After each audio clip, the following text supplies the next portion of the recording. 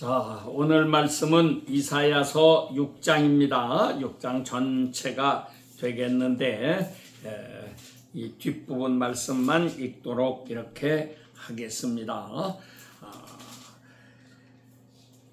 9절 말씀부터 봅니다. 여호와께서 이르시되 가서 이 백성에게 이르기를 너희가 듣기는 들어도 깨닫지 못할 것이요 보기는 보아도 알지 못하리라 하여 이 백성의 마음을 둔하게 하며 그들의 귀가 막히고 그들의 눈이 감기게 하라.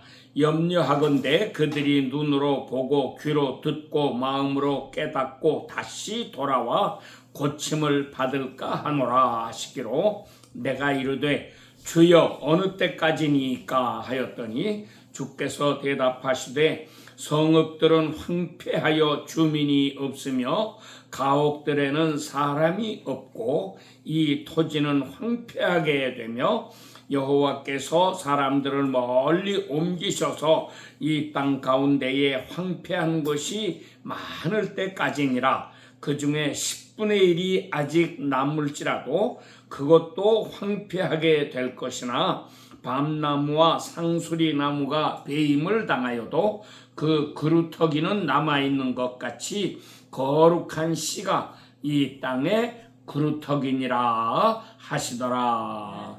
아멘.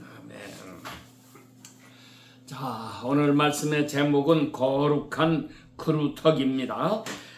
이 이사야 6장은 하나님께서 이사야를 선지자로 불러내시는 아주 굉장히 중요한 장입니다. 그래서 우리가 이렇게 하나님께 부르심 받고 하나님의 일꾼이 되는 이런 사람들에게 있어서는 아주 엄청나게 중요하고 꼭 기억해야 될 말씀이고 이런 말씀인데 당시에 1절 말씀부터 보면 그랬습니다. 우시야 왕이 죽던 해에 그 우시야 왕이라는 사람은 어떤 사람이냐? 이분은 하나님 잘 섬겼던 사람입니다. 그래가지고 나라가 평안하고 이렇게 크게 융성하고 이런 때였는데 그 우시야 왕이 죽었습니다. 이렇게 죽게 되니까 이사야의 마음이 굉장히 이제 안타깝기도 하고 하나님 이 훌륭한 왕이 죽었으니 세상 떠났으니 장차 우리나라는 어떻게 되겠습니까? 하는 이런 간절한 마음을 가지고 하나님 앞에 나가서 이렇게 안타깝게 간절히 기도를 했습니다. 이렇게 기도할 때에 하나님께서 그 기도하는 이사야 앞에 갑자기 크게 이렇게 환상이겠죠? 환상을 보여주시는데 하나님의 성전, 하나님이 보이고 하나님의 전이 보이고 그 앞에 그 스랍 천사들이 나타나서 이렇게 날아다니면서 찬양을 합니다.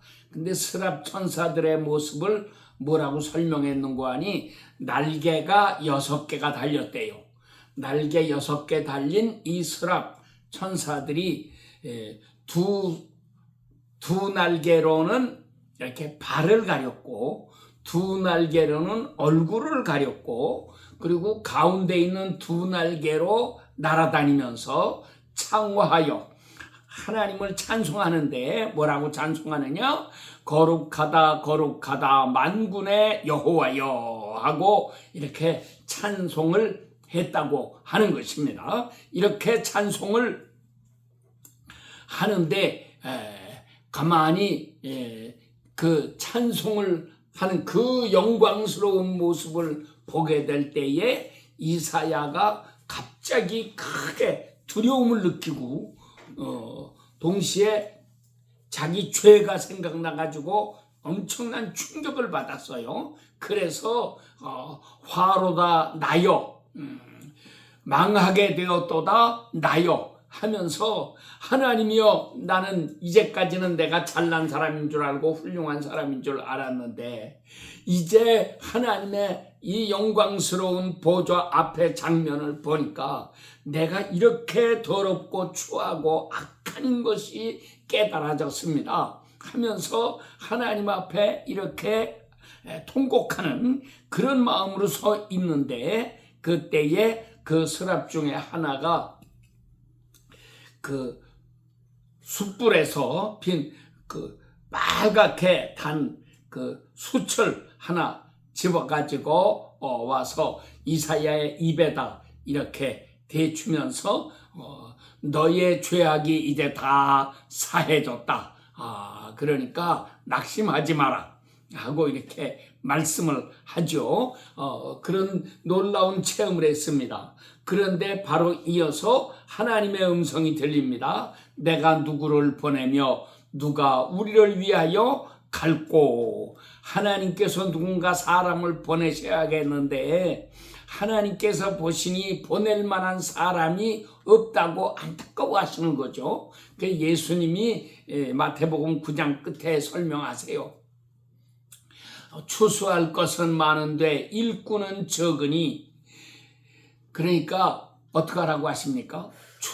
추수한 그 주인에게 청해서 주여 일꾼을 보내주시옵소서 이렇게 우리에게 기도하라고 하신 것입니다. 그러니까는 하나님께서는 일꾼을 지금 보내려고 하시는데 일꾼이 없다는 얘기예요.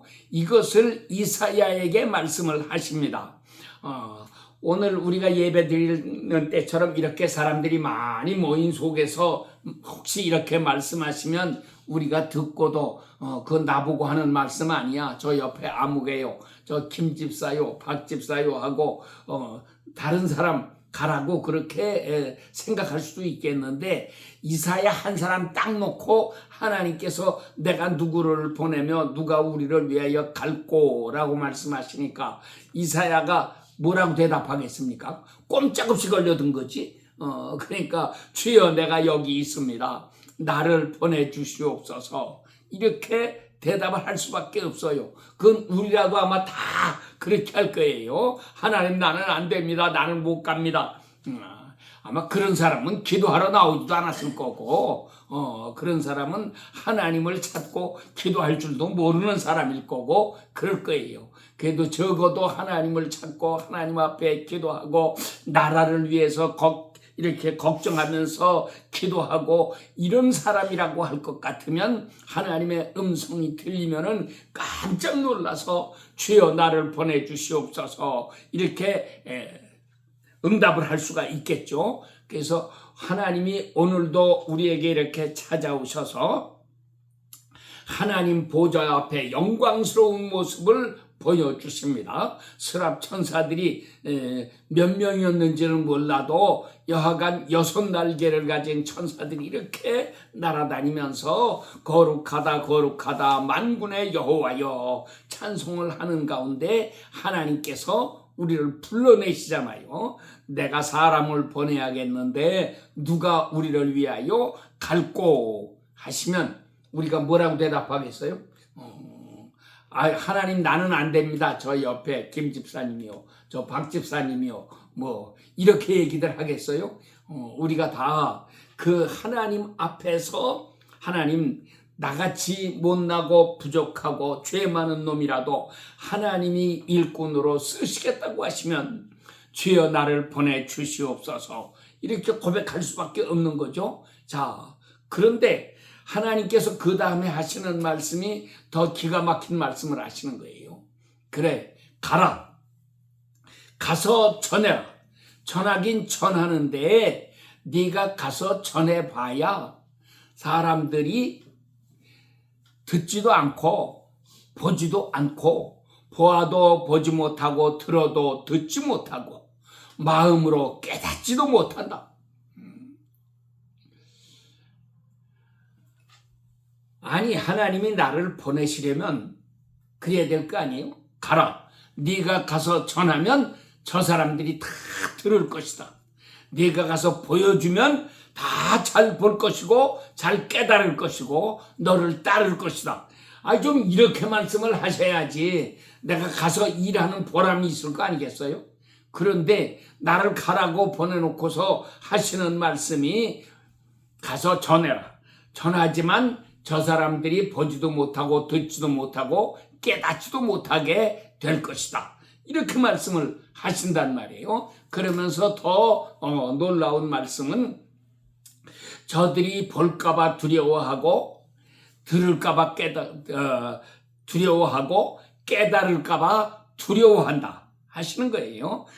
우리 이사야 6장에 나타나 있는 말씀을 가만히 보면은 우리가 듣고 보고 마음으로 깨닫게 되는 것을 하나님이 두려워하시는 것처럼 이렇게 느껴지기도 하는데 마태복음 13장에서 예수님이 이 씨 뿌리는 비유를 가지고 말씀하신 다음에 설명하시면서 이 말씀을 그대로 인용해 가지고 설명을 해 주셨어요. 그러니까 누가 두려워하느냐? 하나님이 두려워하시는 게 아니고 말씀을 듣는 백성들이 두려워한다는 얘기예요.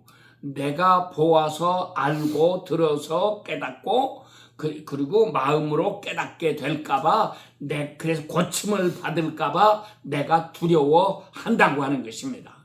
오늘날 많은 사람들이 교회에 나오긴 나오는데 목사가 설교하면은 다 좋다고 그러고 듣기는 들었는데 그 다음에는 어떤 일이 일어나는 거냐? 듣기는 듣고 기분은 좋았지만 그러나 내가 고침받기는 싫습니다. 나는 고침받으면 큰일 납니다. 그러니까 마음은 꽉 닫고 그냥 귀에만 듣기 좋은 소리 해달라고 사람들은 모여 앉아 있는 거예요. 오늘 여기 모인 여러분들은 절대로 안 그러겠지만 이 세상 사람들이 다 그 모양입니다. 그런 마음을 가지고 교회를 찾아와요. 그러니까 목사님이 아무리 좋은 설교를 한다고 해도 백날 외쳐봐야 이게 다 헛수고입니다. 절대로 안 되는 겁니다. 자, 하나님이 이사야에게 이렇게 말씀을 하셨어요. 그러면 내가 이사야라면은 하나님의 그 말씀을 들을 때 뭐라고 하나님께 대답을 할까? 내가 생각해 보니까 두 가지로 대답을 할 수 있을 것 같아요. 첫째는 하나님, 그러면 왜 나를 보내십니까? 가서 전해봤자 저 사람들이 보지도 않고 듣지도 않고 깨닫지도 못할 텐데 그런 사람한테 왜 나를 보내십니까?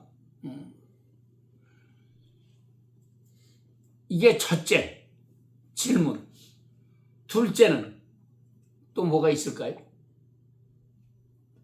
여러분들 같으면 어떻게 생각해요? 또 뭐라고 대답을 하죠?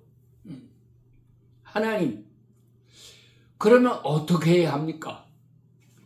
저 사람이 들을 수 있고 볼 수 있고 깨달을 수 있도록 하려면 하나님 어떻게 해야 되는 겁니까? 이렇게 해야 되지 않겠어요?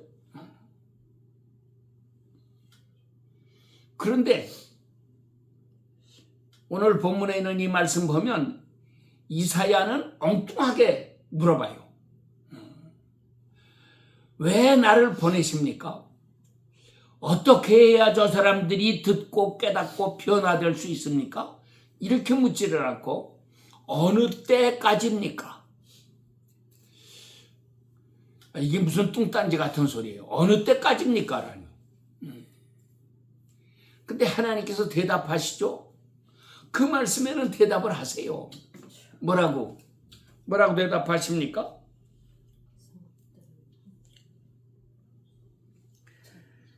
자, 11절에 주께서 대답하시되 성읍들은 황폐하여 주민이 없으며 가옥들에는 사람이 없고 이 토지는 황폐하게 되어 여호와께서 사람들을 멀리 옮기셔서 이 땅 가운데 황폐한 곳이 많을 때까지니라.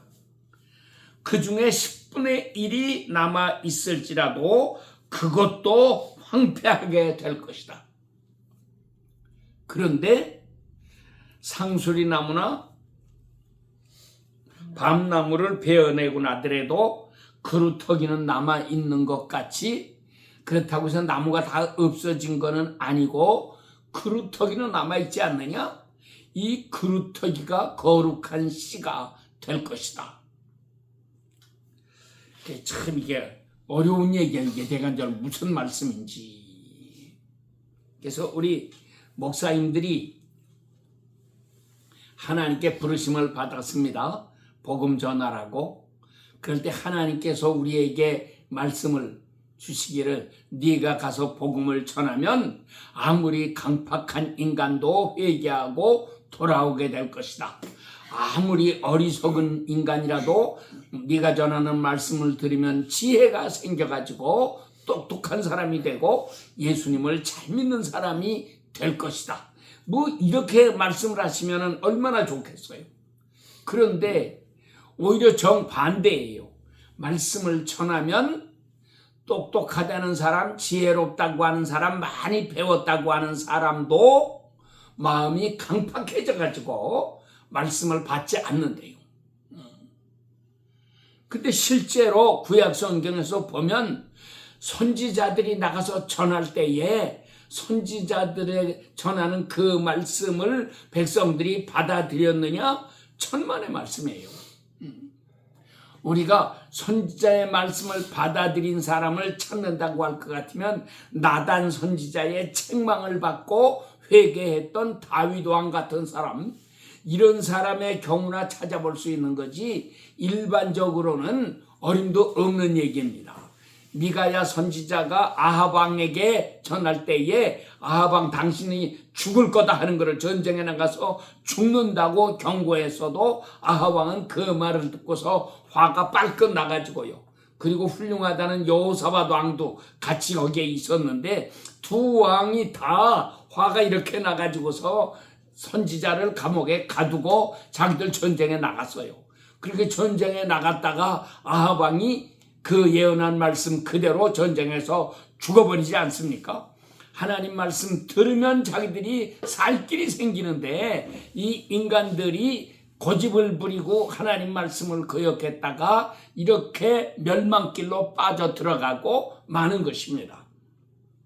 그래서 우리가 하나님 말씀을 정말 주의해야 되는데, 이렇게 우리가 교회에 와서 하나님 말씀 들을 때에 마음을 열고 하나님의 말씀을 받고 내가 새 사람으로 변화를 받고 하나님 잘 섬기는 사람이 되겠습니다. 이런 아름다운 마음을 가지고 돌아가서 변화된 삶을 살아야 하는데 실제로는 그렇게 되는 일은 거의 안 일어난다고 하는 거죠. 내가 평생 목회를 하고 수도 없이 많이 설교를 하고 이렇게 했지만 실제로 변화를 받는 사람이 얼마나 있었느냐? 이거는 하늘의 별 따기예요. 그래서 이렇게 목회를 마치고 인생을 되돌아보면은 야, 참 내가 헛수고 많이 하고 살았구나. 과연 내가 전도하고 설교해가지고서 예수님을 믿고 변화된 사람이 몇 명이나 있을까 생각하면 한심하고 마음이 아픈 거죠. 우리는 이렇게 헛수고를 열심히 하고 있는 거예요. 그런데 그래서 바울은 이사야는 왜 보내십니까? 라고도 안 하고 그러면 어떻게 하면 좋겠습니까? 이렇게도 묻지를 않고 엉뚱하게 물었습니다. 언제까지입니까?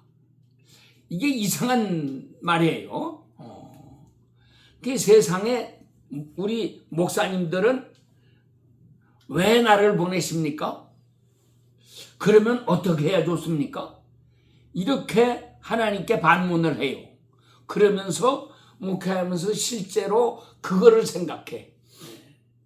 그래서 어떻게 하면은 이 사람들이 다 말씀을 잘 들을 수 있을까? 이렇게 해가지고 어떻게 하면 되죠? 첫째는 이 사람들에게 선물 공세를 합니다. 예수님 잘 믿으면 다 복 받는다. 예수님 잘 믿으면 병 고친다. 예수님 잘 믿으면 부자 된다. 예수님 잘 믿으면 소원이 성취된다. 아들 낳고 싶은 사람 아들 낳고, 딸 낳고 싶은 사람 딸 낳고, 당신들 자녀들 좋은 사람 만나서 결혼도 할 것이고 행복하게 살 것이고 이렇게 된다. 여하간 좋은 말을 많이 해주고 그런 실제적인 예화를 많이 들어서 이렇게 설명하면 사람들이 귀가 솔깃해져가지고 들으려고 하고, 그래서 교회 잘 나온단 말이에요. 이게 첫째 방법. 또 뭐라고 합니까? 설교하면서 이 구원받는 거를 할 수 있는 대로 쉽다고 가르쳐 줘야 돼요. 예수님이 하신 말씀대로 가르치면은 절대로 저 사람들은 예수 안 믿습니다. 그러니까 예수님 뭐라고 하셨어요? 아무든지 나를 따라오려거든 첫째로 뭐 하라고? 첫째 자기를 부인하고. 근데 여러분들 자기를 부인하려는 소리가 무슨 소리인지 잘 모르죠. 그게 무슨 소리인지도 잘 몰라. 다 방언이니까. 둘째는 뭐라고 그랬어요? 자기 십자가를 지고. 아니 예수님 믿는데 내 십자가를 지고 가야 돼요? 고생길을 가야 됩니까? 근데 이런 소리 하면 안 되지. 목사는. 예수님은 하셨지만 목사는 이 말씀 그대로 하면 안 되잖아요. 또 뭐라 그래요? 자기 부모를 나보다 더 사랑하는 자도 내게 합당치 않고, 자기 자녀를 더 사랑하는 자도 합당치 않고. 여하간 이 세상에 무엇이든지 예수님보다 더 사랑하는 게 있으면 그 사람은 안 된대요. 그러니 목사가 이런 설교를 어떻게 합니까? 그래서 우리 목사님들이 그런 설교 다 안 해요. 그 다음에 지옥이라는 얘기 하지 않아요. 하나님께 심판받는다는 얘기 하지 않아요. 죄 지으면 벌 받는다 이런 소리 절대로 하질 않아요. 그래가지고 자꾸 복 받는다는 얘기만 해줘야 돼요. 이렇게 해서 듣는 사람들의 귀가 솔깃하게 해줘서 교회 잘 나오고 예수님 잘 믿으면은 반드시 복 받는 거로구나. 이래가지고 복 받는다는 얘기만 자꾸 해주는데, 그래서 교회 다녀가지고 다 복을 받았으면 얼마나 좋겠습니까만은, 복을 받았다가도 나중에 어려운 일 당하는 경우가 많이 있죠. 그러면 사람들은 하나님 원망하잖아요. 왜 나에게 이런 어려움을 주셨냐고. 그래가면서 교회도 교회도 안 나오고 하나님 원망하고 오히려 더 타락한 생활을 하고 이런 사람들이 많이 생깁니다. 이것이 오늘날 우리 교회의 현실이에요. 그러니까 한국교회가 그동안에 잘 부흥되는 것 같다가 코로나 터지고 이렇게 해서 조금 어려워지니까 우수수 다 떨어졌어요. 그래서 편안할 때는 교회 잘 나오는 것 같은데 조금만 어려워지면은 다 교회 떠납니다. 경제적으로도 부자가 되고 모든 게 척척 잘 돌아갈 때는 교회에 나와서 열심을 내는 것 같기도 하고 헌금도 제법 하고 이렇게 하나님의 일에 힘쓰는 것 같이 하는데, 어려운 일 생기면은 경제적으로도 어려워지면은 다 떠나가요. 어떤 사람은 자기 아들이 하나 죽었다고 그래가지고 그건 큰 사건이죠. 그러니까 교회 당연히 안 나와야죠. 하나님 원망하고. 그러니까 뭔가 막 복을 받으면 되는 거고 이런 어려운 일 생기면은 다 떨어져 버려요. 그래서 이제 이렇게 어려운 때가 될수록 점점 교회는 힘들고 목회하기가 어려워지고 교인들은 추풍낙엽입니다. 바람만 불면 우수수 다 떨어져 버리고 이렇게 어려움을 겪는데, 우리가 다 이렇게 부자가 되고 미국도 부자 되고 잘 되고 하니까 그때는 막 사람들이 모였죠. 그런데 이렇게 부자가 되다가도 조금만 어려운 일 생기면은 다 떨어지는 거예요.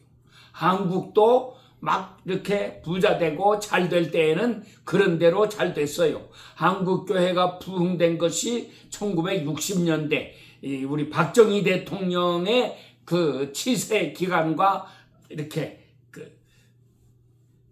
같이 합니다. 그래서 그때에 한국에는 조용기 목사님이 나타나서 순복음교회하고 병 고치고 막 기적을 행하고 이러면서 교회가 막 이렇게 부흥되고 올라갔고, 동시에 경제적으로도 한국이 엄청나게 막 자라갔잖아요. 그래서 우리 한국 교회마다 열심히 기도들 하고 교회 부흥되고 잘 나오고 이렇게 해서 엄청나게 막 부흥이 됐는데, 그러다가 조금 가난한 게 오니까, 시험이 오니까는 다 우수수 떨어지는 거예요. 이렇게 되고 말았어요. 그런데 하나님께서 말씀하시는 거는 오늘 본문에는 뭐라고 말씀하시느냐. 자, 우리가 하나님 말씀을 바르게 전하면 사람들은 안 듣는다. 왜? 거짓말같이 보여요. 세상은 바른 말 가르쳐주면 거짓말같이 보이고, 세상은 거짓말을 가르쳐야 사람들이 참말인 줄 알고 좋다고 그러고 따라오는 거예요.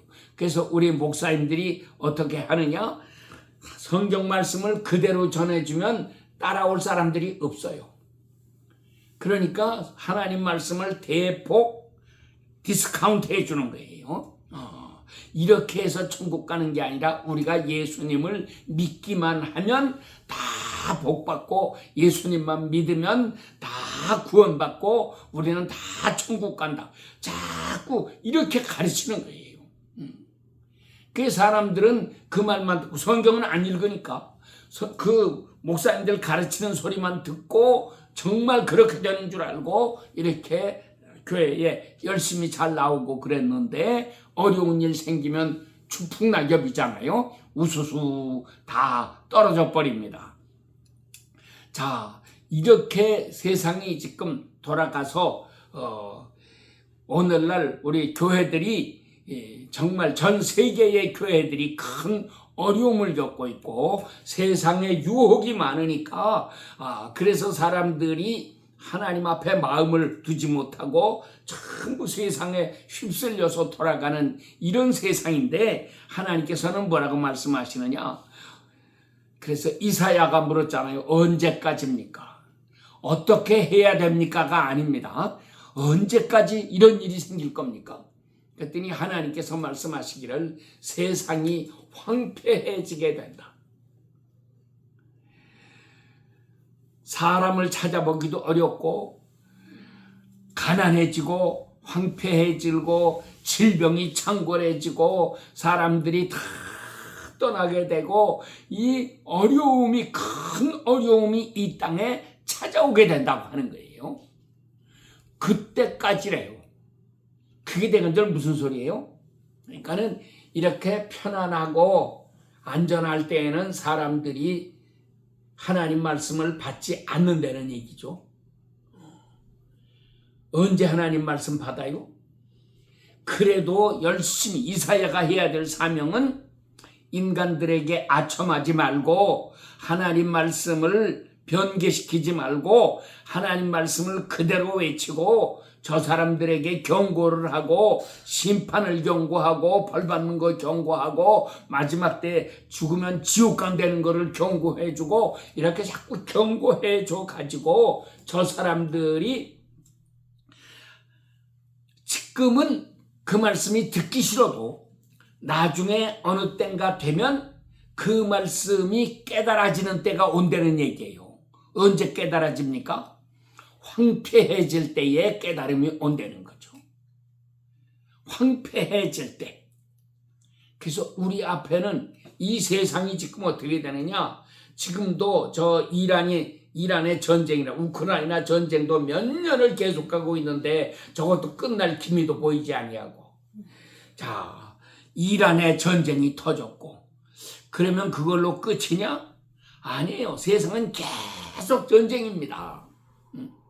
예수님이 경고하신 그대로 이 세상에는 끊임없이 전쟁이 일어나요. 특별히 말세에 어떤 일이 일어나느냐. 기근이 온다. 화산이 터진다.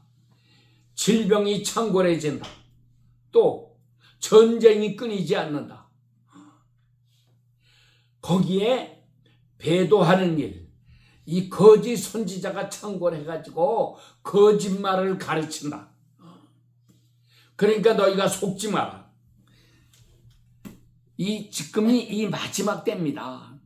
세상 끝날이 다 돼가는 그런 때잖아요. 이런 때에 우리가 정말 정신을 차리고 하나님 말씀에 귀 기울이고, 내가 이제까지 하나님 말씀 멀리하고 살았던 것 회개하고 하나님 말씀을 이제는 다시 사모하면서 은혜를 사모하고 우리가 복받기 위해서, 구원받기 위해서 충성하는 이런 시대가 되어야지만 하는 것입니다. 이런 때가 지금 우리 앞에 이렇게 찾아왔잖아요. 그런데 하나님께서는 뭐라고 말씀합니까? 그런데 이렇게 되지만 밤나무가 됐거나 상수리나무가 되었거나 이거 잘라내도 그루터기는 남아있는 것 같이 이 그루터기가 다 떨어져 나가는 것 같아도 그루터기는 남아있다. 거기에서부터 하나님은 새로운 시작을 하신다. 이것이 거룩한 씨가 된다고 하는 거예요. 그래서 우리 성경에는 남은 자라고 하는 이야기가 여러 번 나옵니다. 남은 자라는 말씀이 엘리야가 제일 처음 나타나는 게 이제 열왕기상 18장에 바알 선지자들과 대결해가지고 큰 승리를 거둔 후에 이세벨이 자기를 죽이려고 한다니까 도망을 가가지고서 호렙산까지 가잖아요. 이렇게 가서 19장에 가서 하나님 나만 남았습니다. 다 죽고 이제는 나 하나만 남았습니다 하고 탄식할 때에 하나님께서 뭐라고 하셨어요? 야 이놈아, 탄식하지 마라. 너만 남은 거 아니야. 내가 이 땅에 바알에게 무릎을 꿇지 아니한 선지자 7,000명을 남겨두었다. 하나둘도 아닙니다. 무려 7,000명이나 남아있대요. 그러니까는 이 땅에 하나님 잘 섬기는 사람이 다 죽은 것 같은데, 내 눈으로 보기에는 없는 것 같은데 천만의 말씀이래요. 하나님은 7,000명을 숨겨두셨대요. 자, 오늘날 북한에 저렇게 이 김일성이 독재 정권, 무신론 정권이 통치하면서 예수님 믿는 사람들 다 잡아가고 죽이고 성경책만 가졌어도 이렇게 감옥에 가두고 쳐 죽이는데, 그런 속에 예수님 믿는 사람이 다 죽어 없어졌을 것 같은데도, 그런데 하나님께서는 바알에게 무릎을 꿇지 아니한 선지자 7,000명을 남겨놓으셨다. 이것을 우리가 지하교회라고 그러죠. 땅속에 이렇게 묻혀 있단 말이에요. 이 땅에서 보면 보이지가 않아요. 땅속에 다 들어가 있으니까. 중국에도 시진핑이가 얼마나 못된 짓 많이 했습니까? 교회를 막 다 철거하고 예수 믿는 사람 밖에 하고 못된 짓 많이 했는데, 그랬더니 교회가 어떻게 했느냐? 지하로 들어갔어요. 그래서 겉으로 볼 때는 안 믿는 것 같은데 실상 속으로는 진심으로 예수님 섬기는 사람들이 많이 있었다고 하는 거죠. 그래서 진짜는 숨어 있고 가짜들은 잘 믿는 척하고 얼굴 내밀고 자기 얼굴 이렇게 사방에 비추면서 나 잘났다 하고 건방 떨고 이렇게 살아가는 사람들이 많이 있다. 진짜는 눈에 보이지 않는다. 진짜는 감추어져 있다. 이것이 성경이 우리에게 계속 가르쳐주고 있는 거예요. 그래서 우리가 예수님을 믿어도 정말 잘 믿는 사람들은 이름도 없이 빛도 없이 자기를 드러내지 아니하고 이렇게 주님 잘 섬기는 마음으로부터 주님을 섬기고 마음속에서부터 뜨거운 마음을 가지고 이렇게 주님을 사랑하는 이런 사람들이 된다고 하는 거죠. 그래서 남은 자 7,000명을 두셨다고 하는 거를 엘리야가 이렇게 설명을 했는데, 사도 바울이 이 말씀을 이어받아 가지고 로마서 11장에 이렇게 남은 자 7,000명을 두었다고 하는 것처럼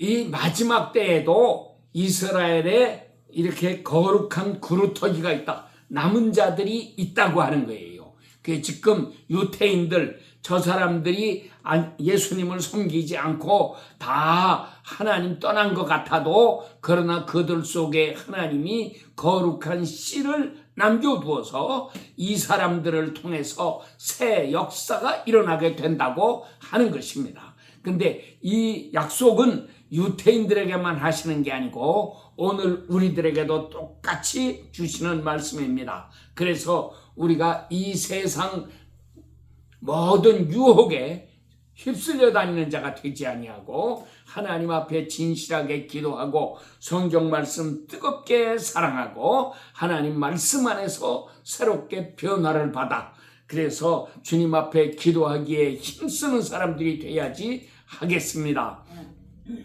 요즘에 그 죽었다 살아난 사람들 옛날에도 많이 있었지만 그런 사람들 이야기가 많이 나옵니다. 그래서 특별히 이 죽었다 살아나온 사람들 이런 걸 우리가 임사체험이라고 그러는데 임할 임자하고 죽을 사자하고 그래서 죽음에 임했다가 이제 다시 살아났다고 하는 거죠. 이런 사람들 이야기를 들어보면 장차 한국이 얼마나 놀라운 나라가 될 것인가. 한국 전 세계에 불이 다 꺼졌는데 한국에만 이 불이 빛나고 있고 불이 이렇게 빛이 나고 있고 새벽마다 특별히 한국의 새벽 기도회에 이 불빛이 이렇게 하늘에 비추고 전 세계를 비추고 이러는 일들이 일어난다고 하는 것을 보여주고 있습니다. 그래서 이 마지막 때가 될수록 우리가 더욱 기도에 힘쓰는 사람 되고 새벽에 하나님 앞에 무릎 꿇어 기도하고 은혜를 사모하고 어떻게 하든지 시간을 내서 하나님 말씀 열심히 읽고 그래서 말씀으로 무장하는 사람이 되어 이때에 하나님께 귀하게 쓰임받는 일꾼들이 되어야지만 하겠습니다. 이 아름다운 역사가 우리 모두에게 임하게 되시기를 축원합니다. 아멘.